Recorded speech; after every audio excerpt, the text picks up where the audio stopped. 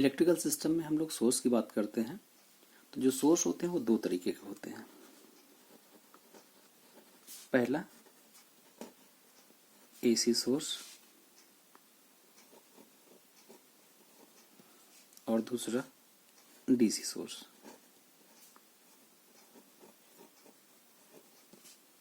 तो जो AC source होता है, इंडिया में इसकी फ्रीक्वेंसी जो है वो 50 हर्ट्ज हम लोग यूज करते हैं। और जो डीसी सोर्स होता है, इसकी जो फ्रीक्वेंसी होती है हम लोग वो 0 हर्ट्ज बोलते हैं। अब जब हम सोर्स की बात कर रहे हैं तो यहाँ पर दो तरीके के सोर्सेस की और बात कर लेते हैं। वोल्टेज सोर्स और करंट सोर्स।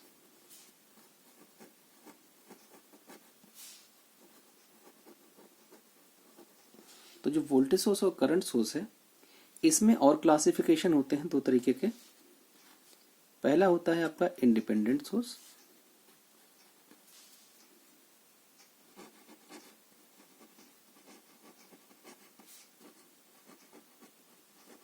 और दूसरा होता है डिपेंडेंट सोर्स।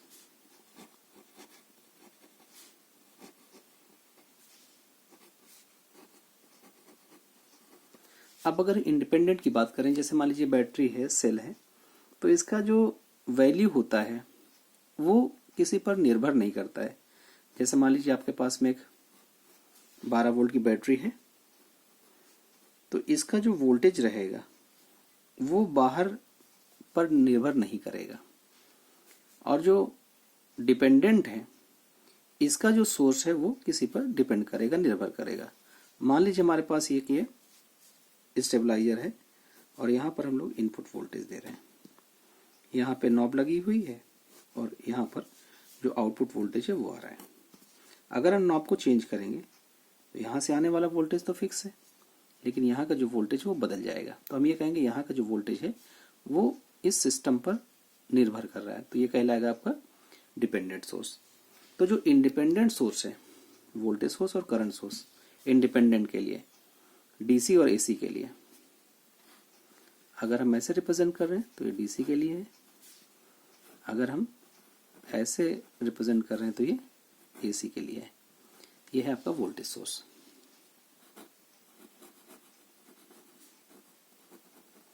अब करंट सोर्स की बात करें तो जो करंट सोर्स है उसको हम लोग एरो से रिप्रेजेंट करते हैं।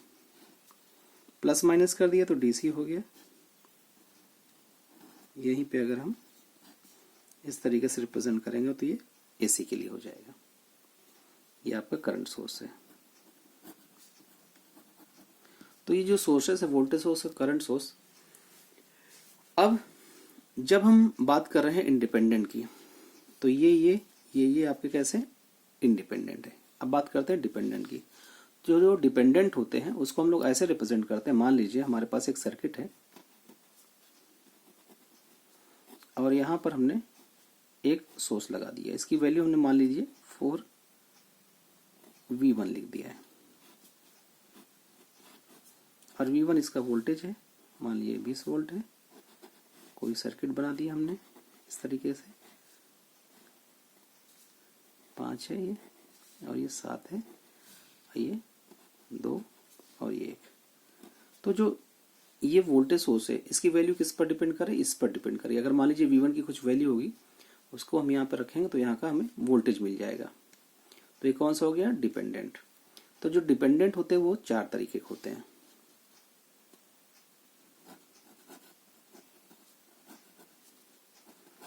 और डिपेंडेंट को हम डायमंड शेप से, ये जो डायमंड शेप है इससे रिप्रेजेंट करते हैं। तो 4 हो गए। Voltage dependent, voltage source.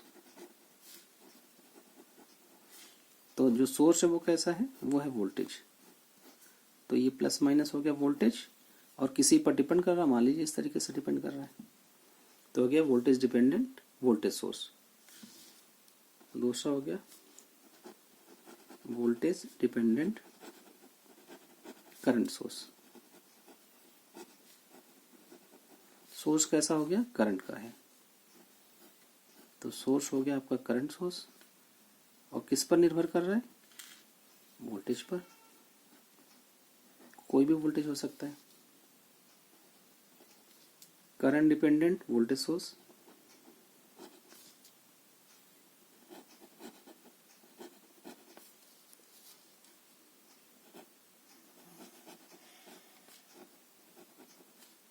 तो सोर्स कैसा है? वोल्टेज। और किस पर डिपेंड कर रहा है? करंट पे। अगला, करंट डिपेंडेंट करंट सोर्स।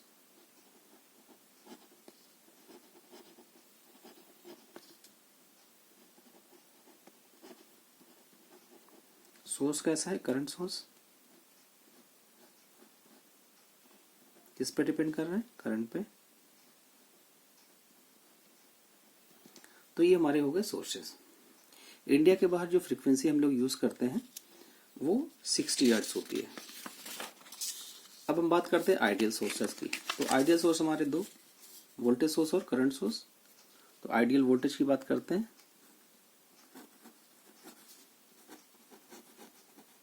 तो जो आइडियल वोल्टेज सोर्स है ये क्या करेगा? ये कांस्टेंट सप्लाई देगा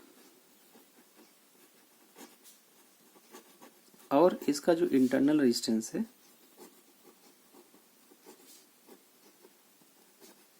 वो होगा 0। अब आइडियल करंट सोर्स की बात करें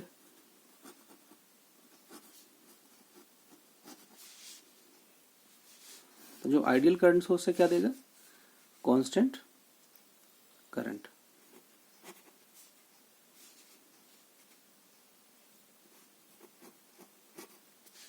और इसका कंडक्टेंस 0 होता है। ये कांस्टेंट सप्लाई किसकी देगा? वोल्टेज की। और ये किसकी देगा? करंट की। तो ये हमारा क्या हो गया? आइडियल। अब हम बात करते हैं एलिमेंट्स की। एलिमेंट्स बहुत तरीके के होते हैं लेकिन बेसिक में हम लोग 3 तरीके के एलिमेंट पढ़ते हैं: रेजिस्टेंस, इंडक्टेंस और कैपेसिटेंस। तो अगर हम रेजिस्टेंस की बात करें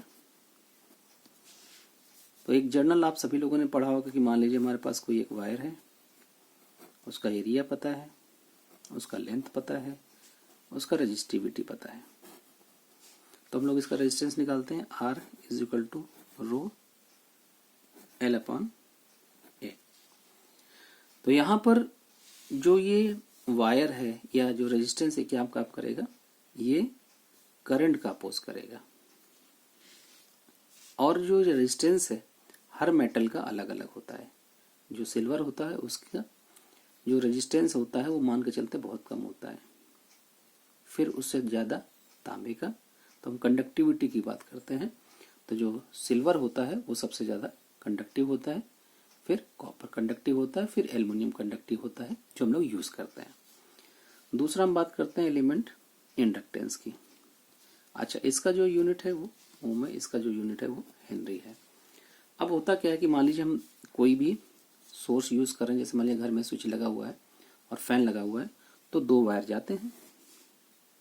इस तरीके से आपका एक वायर होगा, इसके अंदर वायर कॉपर का, ये वायर है, इसके अंदर कॉपर का वायर, और ये बाहर इंसुलेशन लगा होता है। तो जब हम इसमें सप्लाई देते हैं तो इसके अक्रॉस क्या होता है? मैग्नेटिक फील्ड लाइन जनरेट हो जाती हैं। तो जब मैग्नेटिक फील्ड लाइन जनरेट होंगी, ये चुंबकीय क्षेत्र जो जनरेट होगा वो क्या करेगा? एक दूसरे का आपस में इंटरेक्ट करेगा। तो यहाँ पर इसको बोलते हैं फ्लक्स लिंकेज। तो फ्लक्स लिंकेज की वजह से यहाँ पर क्या जनरेट हो जाता है? इंडक्टेंस। अगला बात करते हैं कैपेसिटेंस। इसका यूनिट फैराड होता है। अब यही वायर है,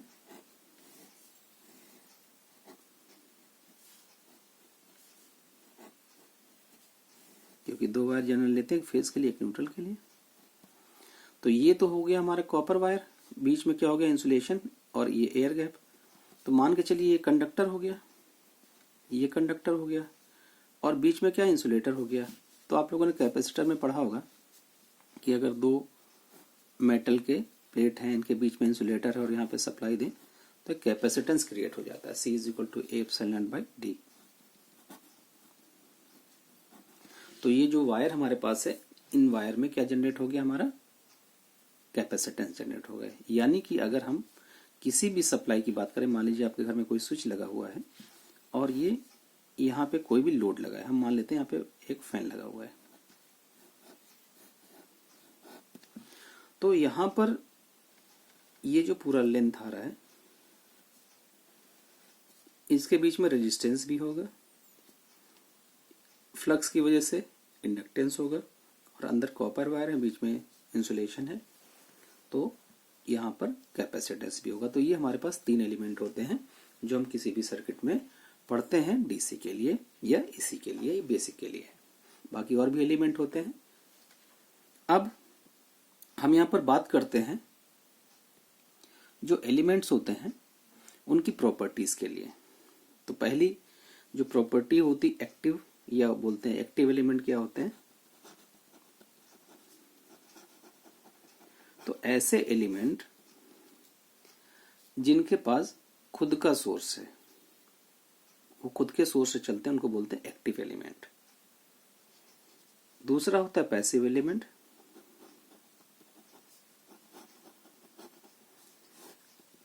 ऐसे एलिमेंट जिनके पास खुद का सोर्स नहीं होता लेकिन दूसरे के सोर्स से चलते हैं। जैसे इसका एग्जांपल की अगर हम बात करें, मान लीजिए बैटरी की बात कर लें, तो बैटरी क्या हो गया, एक्टिव एलिमेंट हो गया। अगर हम बात करें सेल की, जो हम लोग सेल यूज करते हैं, वो क्या हो जाएगा, एक्टिव एलिमेंट। पैसिव में आपका इंडक्टेंस हो गया, रेजिस्टेंस हो गया, कैपेसिटेंस हो गया, ये क्या हो गया, पैसिव एलिमेंट्स में।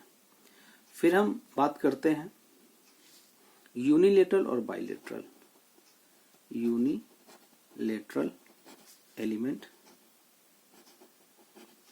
तो यूनिलेटरल एलिमेंट ऐसे होते हैं जो एक ही दिशा में काम करते हैं, वन डायरेक्शन में काम करते हैं। जैसे डायोड है, ठीक है, तो डायोड क्या होगा आपका, अगर ये प्लस है ये माइनस है तो इधर काम करेगा, अपोजिट लगा देंगे तो काम नहीं करेगा। दूसरा होता है बाइलेटरल एलिमेंट।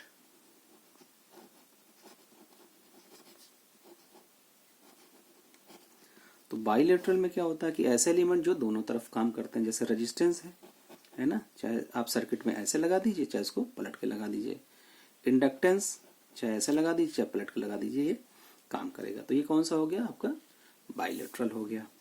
अब हम लोग बात करते हैं इसमें लीनियर और नॉन लीनियर।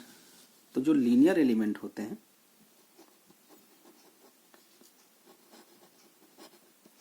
ऐसे एलिमेंट जो ओम्स लॉ को फॉलो करते हैं, उनको बोलते हैं हम लोग लीनियर एलिमेंट।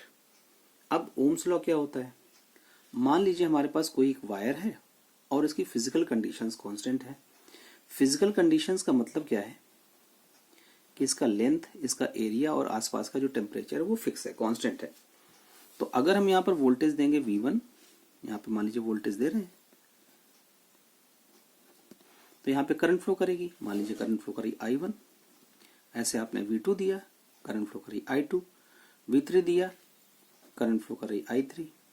तो अगर हम V1 बाई I1 की वैल्यू निकालें, V2 बाई I2 की वैल्यू निकालें, V3 बाई I3 की वैल्यू निकालें, तो ये कांस्टेंट आती है, एक वैल्यू आती है। इसकी वैल्यू, इसकी वैल्यू, इसकी वैल्यू सब सेम होगी। उसको हम लोग R से रिप्रेजेंट करते हैं। तो ये क्या हो गया आपका ओम्स लॉ। तो ऐसे एलिमेंट जो ओम्स लॉ को फॉलो करते हैं उनको बोलते हैं लीनियर एलिमेंट। दूसरे होते हैं नॉन लीनियर। तो नॉन लीनियर क्या होते हैं, ऐसे एलिमेंट जो ओम्स लॉ को फॉलो नहीं करते, उसको हम लोग बोलते हैं नॉन लीनियर एलिमेंट्स। अब हम बात करते हैं डिस्ट्रीब्यूट पैरामीटर और लंप पैरामीटर की। तो पहला हो गया आपका डिस्ट्रीब्यूटेड।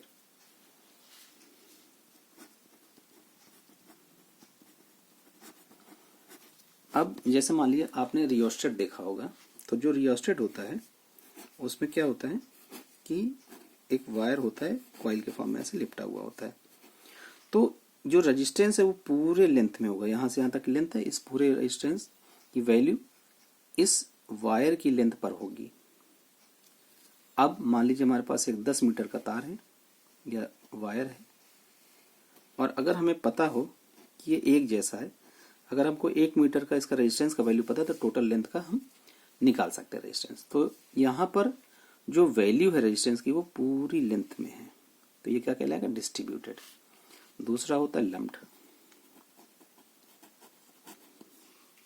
पैरामीटर्स, ये भी पैरामीटर्स है। तो ये जो पैरामीटर्स है लम्प्ड, इसमें होता क्या है कि जो रेजिस्टेंस होता है एक जगह पर होता है, जैसे आपने देखा होगा सिरेमिक रेजिस्टेंस इस तरीके से, तो जो इसकी वैल्यू है वो इस सिरेमिक पार्ट में ही होती है, तो ये क्या कहलाता है, लम्प्ड। और ये क्या कहलाएगा, डिस्ट्रीब्यूटेड। तो ये हमारे हो गए पैरामीटर्स। फिर हम बात करते हैं कुछ बेसिक फंडामेंटल्स की। उन फंडामेंटल्स में हम लोग बात करते हैं सोर्स कन्वर्जन की।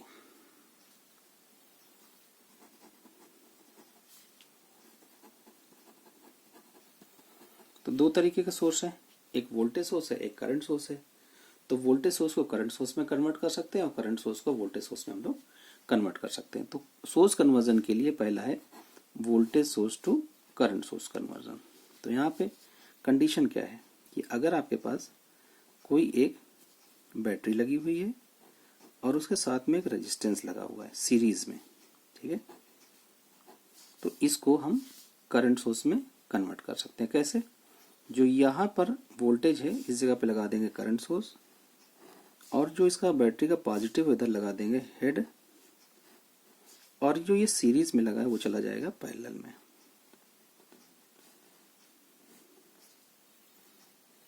ये वैल्यू है R, ये वैल्यू है V। अगर करंट निकालना तो क्या हो जाएगा, I is equal to V/R। तो ये हो गया आपका सोर्स कन्वर्जन। मान लीजिए हमारे पास में एक सर्किट है 25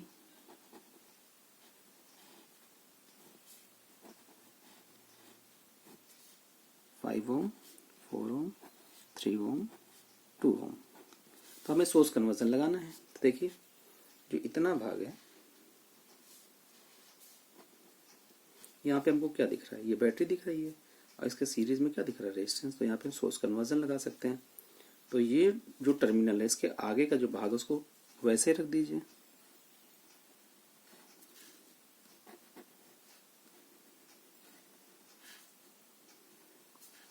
ये 2 हो गया, ये 4 हो गया, ये 3 हो गया। अब यहाँ पर क्या करना है, जो सोर्स है वो क्या हो जाएगा, करंट वाला, और जो ये सीरीज था वो कहाँ चला जाएगा, इसके पैरेलल में, है ना।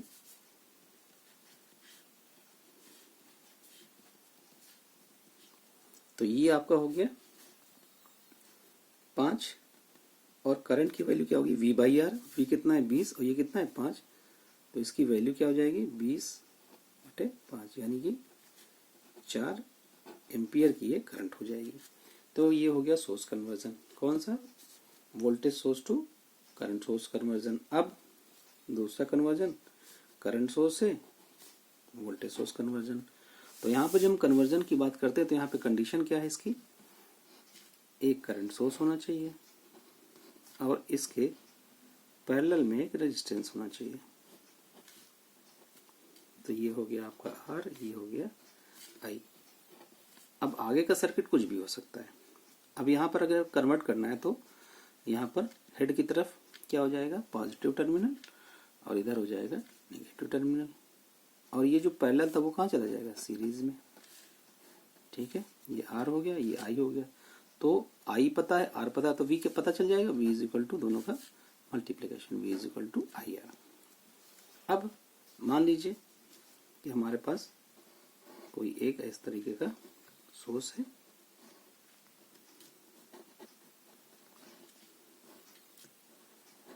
Five, 6, 7, 3 ampere. अब देखिए ये जो भाग है इतना है ना, यहाँ पे हम सोर्स कन्वर्जन लगा सकते हैं। तो ये बाकी का सर्किट तो सेम रहेगा, ये 6 वैसे रहेगा, ये 5 वैसे रहेगा। अब यहाँ पे क्या हो जाएगा, जो पैरेलल वो चला जाएगा सीरीज में, ये 7 हो गया, ये इसका क्या हो गया, 21, दोनों का multiplication, V equal to IR से, ये 21 वोल्ट हो गया, ये 7 हो गया आपका, और बाकी जो सर्किट है वो वैसे का वैसे रहेगा। तो ये हो गया आपका सोर्स कन्वर्जन।